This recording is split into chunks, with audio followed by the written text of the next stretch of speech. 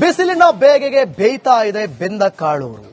ಅಷ್ಟೇ ಅಲ್ಲ, ಬೆಂದ ಕಾಳೂರಿನ ಮಂದಿ ಕೂಡ ಬೇಯ್ತಾ ಇದೆ.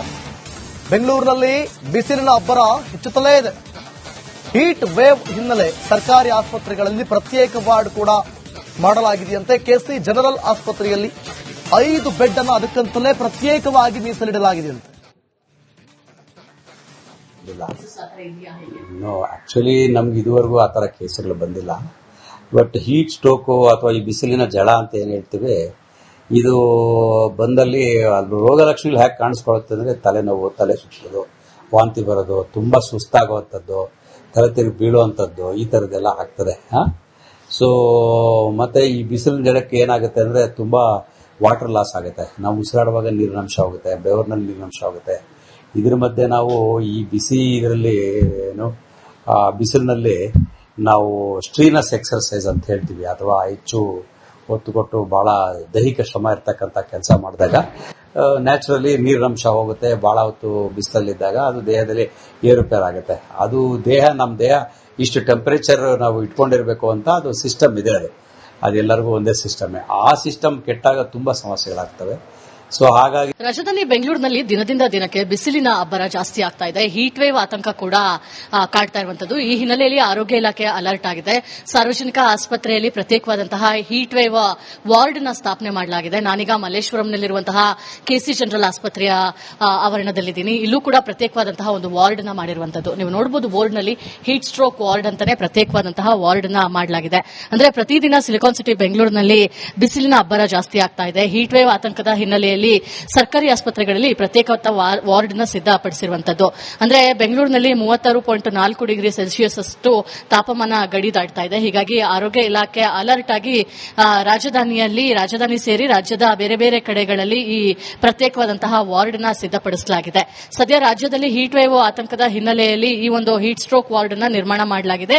5 ರಿಂದ 6 ಬೆಡ್ ನ ಹೀಟ್ ಸ್ಟ್ರೋಕ್ ಅಂತಾನೆ ಮೀಸಲಿಡಲಾಗಿದೆ. ಔಷಧಿಗಳನ್ನ, ಏರ್ ಕೂಲರ್, ಫ್ಯಾನ್, ಈ ರೀತಿಯ ಪ್ರತ್ಯೇಕ ವಾರ್ಡ್ ನಿರ್ಮಾಣ ಮಾಡಲಾಗಿದೆ. ಪ್ರಮುಖವಾಗಿ ಜ್ವರ, ತಲೆ ಸುತ್ತು, ತಲೆನೋವು, ತಾಪಮಾನ ಜಾಸ್ತಿ ಇರುವ ಪೇಷಂಟ್ ಚಿಕಿತ್ಸೆ ಹಾಗೂ ತಾಪಮಾನ ಜಾಸ್ತಿ ಇದ್ದು ನಿತ್ರಾಣ ವ್ಯವಸ್ಥೆಯಲ್ಲಿ ಏನಾದರೂ ಬಂದ್ರೆ ಅಂತಹ ಪೇಷಂಟ್ಸ್ಗೆ ತುರ್ತು ಚಿಕಿತ್ಸೆಯನ್ನ ಕೊಡಬೇಕಾಗುತ್ತೆ. ಹೀಗಾಗಿ ಈ ವಾರ್ಡ್ ನ ಸಿದ್ಧಪಡಿಸಿಕೊಳ್ಳಲಾಗಿದೆ. ಹೀಟ್ ಸ್ಟ್ರೋಕ್ ನಿರ್ಜಲೀಕರಣ ಅಂತ ಬಂದ್ರೆ 3 ದಿನದಿಂದ 4 ದಿನ ಟ್ರೀಟ್ಮೆಂಟ್ ಬೇಕಾಗುತ್ತೆ. ಹೀಗಾಗಿ ಈ ಒಂದು ಪ್ರತ್ಯೇಕವಾದಂತಹ ವಾರ್ಡ್ ನ ಸ್ಥಾಪನೆ ಮಾಡಲಾಗಿರುವಂತದ್ದು. ಅಂದ್ರೆ ಪ್ರಮುಖವಾಗಿ ವೈದ್ಯರು, ವೃದ್ಧರು ಮತ್ತೆ ಮಕ್ಕಳು, ಗರ್ಭಿಣಿಯರಲ್ಲಿ ಈ ನಿರ್ಜಲೀಕರಣ, ಅಜೀರ್ಣ, ಸನ್ಸ್ಟ್ರೋಕ್, ಚರ್ಮದಲ್ಲಿ ಅಲರ್ಜಿ, ಈ ರೀತಿಯ ಹಲವು ಆರೋಗ್ಯ ಸಮಸ್ಯೆಗಳು ಕೂಡ ಬರ್ತಾ ಇದೆ. ಹೀಟ್ ವೇವ್ ಏನಾದರೂ ಕಾಣಿಸಿಕೊಂಡಂತಹ ಸಂದರ್ಭದಲ್ಲಿ ಅವರಿಗೆ ಚಿಕಿತ್ಸೆಯನ್ನ ತಕ್ಷಣಕ್ಕೆ ಕೊಡಬೇಕಾಗುತ್ತೆ. ಹಾಗಾಗಿ ಈ ಒಂದು ಪ್ರತ್ಯೇಕವಾದಂತಹ ವಾರ್ಡ್ ನ ಮಾಡಲಾಗಿದೆ. ಒಟ್ಟು 4 ಬೆಡ್ಗಳನ್ನ ಹಾಕಲಾಗಿದೆ. ಸೊ ಈ ಒಂದು ವಾರ್ಡ್ ನಲ್ಲಿ ಹೀಟ್ ಸ್ಟ್ರೋಕ್ ಸಿಂಪ್ಟಮ್ಸ್ ಏನಾದರೂ ಪೇಷಂಟ್ಸ್ ಬಂದ್ರೆ ತಕ್ಷಣಕ್ಕೆ ಅವರಿಗೆ ಈ ಒಂದು ವಾರ್ಡ್ ನಲ್ಲಿ ಪ್ರತ್ಯೇಕವಾಗಿ ಚಿಕಿತ್ಸೆಯನ್ನ ಕೊಡೋದಕ್ಕೆ ಎಲ್ಲಾ ರೀತಿಯ ಸಿದ್ಧತೆಗಳನ್ನ ಮಾಡಿಕೊಳ್ಳಲಾಗಿದೆ. ಕ್ಯಾಮರಾ ಪರ್ಸನ್ ಧನುಷ್ ಜೊತೆ ದೀಪ್ತಿ ತೋಳ್ಪಾಡಿ, ರಿಪಬ್ಲಿಕ್ ಕನ್ನಡ, ಬೆಂಗಳೂರು. ಬಿಸಿಲಿನ ಬೇಗೆಗೆ ಬೇಯ್ತಾ ಇದೆ ಬೆಂದ ಕಾಳೂರು. ಅಷ್ಟೇ ಅಲ್ಲ, ಬೆಂದ ಕಾಳೂರಿನ ಮಂದಿ ಕೂಡ ಬೇಯ್ತಾ ಇದೆ. ಬೆಂಗಳೂರಿನಲ್ಲಿ ಬಿಸಿಲಿನ ಅಬ್ಬರ ಹೆಚ್ಚುತ್ತಲೇ ಇದೆ. ಹೀಟ್ ವೇವ್ ಹಿನ್ನೆಲೆ ಸರ್ಕಾರಿ ಆಸ್ಪತ್ರೆಗಳಲ್ಲಿ ಪ್ರತ್ಯೇಕ ವಾರ್ಡ್ ಕೂಡ ಮಾಡಲಾಗಿದೆಯಂತೆ. ಕೆಸಿ ಜನರಲ್ ಆಸ್ಪತ್ರೆಯಲ್ಲಿ 5 ಬೆಡ್ ಅನ್ನು ಅದಕ್ಕಂತಲೇ ಪ್ರತ್ಯೇಕವಾಗಿ ಮೀಸಲಿಡಲಾಗಿದೆಯಂತೆ. ಆಕ್ಚುಲಿ ನಮ್ಗೆ ಇದುವರೆಗೂ ಆ ತರ ಕೇಸುಗಳು ಬಂದಿಲ್ಲ. ಬಟ್ ಹೀಟ್ ಸ್ಟ್ರೋಕು ಅಥವಾ ಈ ಬಿಸಿಲಿನ ಜಳ ಅಂತ ಏನ್ ಹೇಳ್ತೀವಿ, ಇದು ಬಂದಲ್ಲಿ ರೋಗ ಲಕ್ಷಣಗಳು ಹೇಗೆ ಕಾಣಿಸ್ಕೊಳ್ಳುತ್ತೆ ಅಂದ್ರೆ ತಲೆನೋವು, ತಲೆ ಸುತ್ತೋದು, ವಾಂತಿ ಬರೋದು, ತುಂಬಾ ಸುಸ್ತಾಗುವಂಥದ್ದು, ತಲೆ ತಿರುಗಿ ಬೀಳುವಂಥದ್ದು, ಈ ಥರದ್ದೆಲ್ಲ ಆಗ್ತದೆ.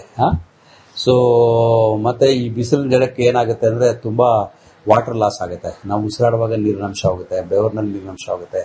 ಇದ್ರ ಮಧ್ಯೆ ನಾವು ಈ ಬಿಸಿ ಇದರಲ್ಲಿ ಬಿಸಿಲಿನಲ್ಲಿ ನಾವು ಸ್ಟ್ರೀನಸ್ ಎಕ್ಸರ್ಸೈಸ್ ಅಂತ ಹೇಳ್ತೀವಿ, ಅಥವಾ ಹೆಚ್ಚು ಒತ್ತು ಕೊಟ್ಟು ಬಹಳ ದೈಹಿಕ ಶ್ರಮ ಇರ್ತಕ್ಕಂಥ ಕೆಲಸ ಮಾಡಿದಾಗ ನ್ಯಾಚುರಲಿ ನೀರಿನಂಶ ಹೋಗುತ್ತೆ. ಬಹಳ ಹೊತ್ತು ಬಿಸಿಲಲ್ಲಿದ್ದಾಗ ಅದು ದೇಹದಲ್ಲಿ ಏರುಪೇರು ಆಗುತ್ತೆ. ಅದು ನಮ್ಮ ದೇಹ ಇಷ್ಟು ಟೆಂಪರೇಚರ್ ನಾವು ಇಟ್ಕೊಂಡಿರ್ಬೇಕು ಅಂತ ಅದು ಸಿಸ್ಟಮ್ ಇದೆ.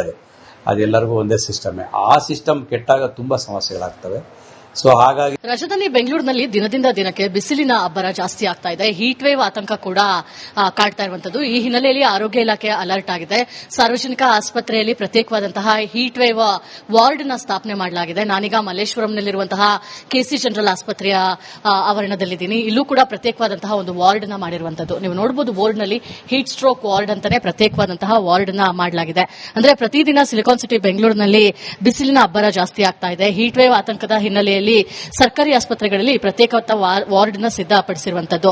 ಅಂದ್ರೆ ಬೆಂಗಳೂರಿನಲ್ಲಿ 36.4 ಡಿಗ್ರಿ ಸೆಲ್ಸಿಯಸ್ ಅಷ್ಟು ತಾಪಮಾನ ಗಡಿ ದಾಟ್ತಾ ಇದೆ. ಹೀಗಾಗಿ ಆರೋಗ್ಯ ಇಲಾಖೆ ಅಲರ್ಟ್ ಆಗಿ ರಾಜಧಾನಿ ಸೇರಿ ರಾಜ್ಯದ ಬೇರೆ ಬೇರೆ ಕಡೆಗಳಲ್ಲಿ ಈ ಪ್ರತ್ಯೇಕವಾದಂತಹ ವಾರ್ಡ್ ನ ಸಿದ್ಧಪಡಿಸಲಾಗಿದೆ. ಸದ್ಯ ರಾಜ್ಯದಲ್ಲಿ ಹೀಟ್ ವೇವ್ ಆತಂಕದ ಹಿನ್ನೆಲೆಯಲ್ಲಿ ಈ ಒಂದು ಹೀಟ್ ಸ್ಟ್ರೋಕ್ ವಾರ್ಡ್ ನ ನಿರ್ಮಾಣ ಮಾಡಲಾಗಿದೆ. 5 ರಿಂದ 6 ಬೆಡ್ ನ ಹೀಟ್ ಸ್ಟ್ರೋಕ್ ಅಂತಾನೆ ಮೀಸಲಿಡಲಾಗಿದೆ. ಔಷಧಿಗಳನ್ನ, ಏರ್ ಕೂಲರ್, ಫ್ಯಾನ್, ಈ ರೀತಿಯ ಪ್ರತ್ಯೇಕ ವಾರ್ಡ್ ನಿರ್ಮಾಣ ಮಾಡಲಾಗಿದೆ. ಪ್ರಮುಖವಾಗಿ ಜ್ವರ, ತಲೆಸುತ್ತು, ತಲೆನೋವು, ತಾಪಮಾನ ಜಾಸ್ತಿ ಇರುವ ಪೇಷಂಟ್ ಚಿಕಿತ್ಸೆ ಹಾಗೂ ತಾಪಮಾನ ಜಾಸ್ತಿ ಇದ್ದು ನಿತ್ರಾಣ ವ್ಯವಸ್ಥೆಯಲ್ಲಿ ಏನಾದರೂ ಬಂದ್ರೆ ಅಂತಹ ಪೇಷಂಟ್ಸ್ಗೆ ತುರ್ತು ಚಿಕಿತ್ಸೆಯನ್ನ ಕೊಡಬೇಕಾಗುತ್ತೆ. ಹೀಗಾಗಿ ಈ ವಾರ್ಡ್ ನ ಸಿದ್ಧಪಡಿಸಿಕೊಳ್ಳಲಾಗಿದೆ. ಹೀಟ್ ಸ್ಟ್ರೋಕ್ ನಿರ್ಜಲೀಕರಣ ಅಂತ ಬಂದ್ರೆ 3 ದಿನದಿಂದ 4 ದಿನ ಟ್ರೀಟ್ಮೆಂಟ್ ಬೇಕಾಗುತ್ತೆ.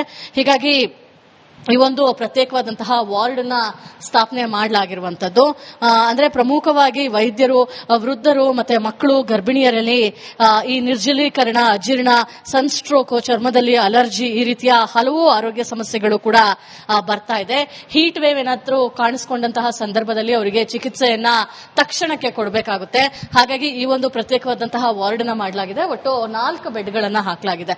ಸೊ ಈ ಒಂದು ವಾರ್ಡ್ ನಲ್ಲಿ ಹೀಟ್ ಸ್ಟ್ರೋಕ್ ಸಿಂಪ್ಟಮ್ಸ್ ಏನಾದರೂ ಪೇಷಂಟ್ ಬಂದ್ರೆ ತಕ್ಷಣಕ್ಕೆ ಅವರಿಗೆ ಈ ಒಂದು ವಾರ್ಡ್ ನಲ್ಲಿ ಪ್ರತ್ಯೇಕವಾಗಿ ಚಿಕಿತ್ಸೆಯನ್ನ ಕೊಡೋದಕ್ಕೆ ಎಲ್ಲಾ ರೀತಿಯ ಸಿದ್ಧತೆಗಳನ್ನ ಮಾಡಿಕೊಳ್ಳಲಾಗಿದೆ. ಕ್ಯಾಮರಾ ಪರ್ಸನ್ ಧನುಷ್ ಜೊತೆ ದೀಪ್ತಿ ತುಳ್ಪಾಡಿ, ರಿಪಬ್ಲಿಕ್ ಕನ್ನಡ, ಬೆಂಗಳೂರು.